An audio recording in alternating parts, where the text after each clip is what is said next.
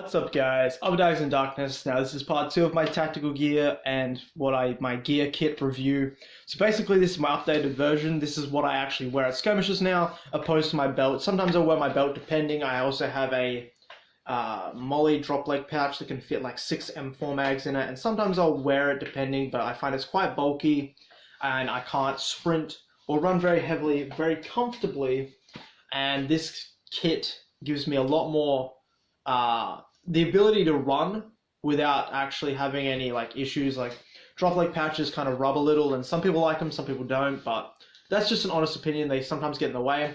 But this is a AK chest rig, so it's not a plate carrier, it is chest rig. You can get it in multiple colors: tan, olive, and black, and I have an olive version. It has these little pants belt adapters, so you can put them around your actual pants belt, so it suspends your pants via the chest rig. So it has 4 pouches on the front. Well, technically 6, but 4 magazine pouches. So in this one I have my UMP45 mag. I have both grenades, these front pouches, as you can see, and then I have my extended Glock mags, and I fit 3 in there, 2 facing upwards, so you can have the mag primed and 1 facing down, which you can have mag primed, but sometimes the gel balls will fall out. On the left hand pocket, or technically right hand pocket, when I wear it, I have my radio, my Bofang radio, and then on the other side I have my Glock. Now obviously I showed you before my crazy Glock adapter and all that. I don't always run that, it depends if it's a night game or etc, if I need the flashlight, but yeah. So basically I still have the wire taped on there because I sometimes will run it, but I just have my Glock in there for now. The cool thing about this is the shoulder straps themselves have a couple of adapter hooks and adapter loops. So when you take a closer look, you can see that I've used paracord, and I have done a paracord stitch through to actually suspend my trying to think what it's called, my sling mount. So essentially now, instead of having a sling having over my shoulder or coming over my chest to one side, I have a front-on sling mount, which will allow me to basically free hands, not have to hold or worry about my gel blaster moving because it is attached right here. On this side, I also have my handheld Bofang adapter walkie-talkie, and that allows me to communicate without using an earpiece, and a little microphone adapter. I personally just like that better. It's just a little bit easier. It's not as concealed because obviously it is a speaker. It's not an earpiece, so other people will be able to hear around you, but I prefer it just because it's a lot easier and it feels a lot more comfortable in my opinion. So on the back of this chest rig and at the front we have this little pouch here. This pouch actually opens up to the whole of the back of the chest rig, so I can actually fit my whole hand in here. Like my hand is pretty much where that clasp and clip is over here, and I store, it's an admin pouch essentially, so you can store whatever you want in there. Small tools, paperwork, and it buttons up like so. So I prefer this over my belt because it carries everything I need. It carries both grenades, my UMP45 mags, my extended Glock mags, my radio, and my Glock all in one go. The cool thing about this is when this actually fits on me, because it wraps around your body, the 2 front pockets that have my grenades in it are directly on my stomach, where the rest will wrap around. And I've deliberately timed it so it is a bit snug on me. It does have a adjustable clasp and clip.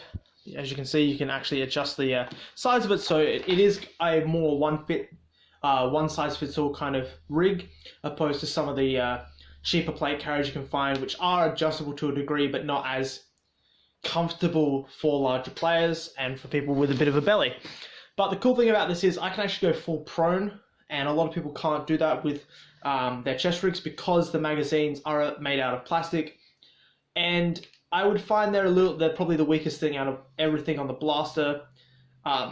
You can't lay too much pressure on them.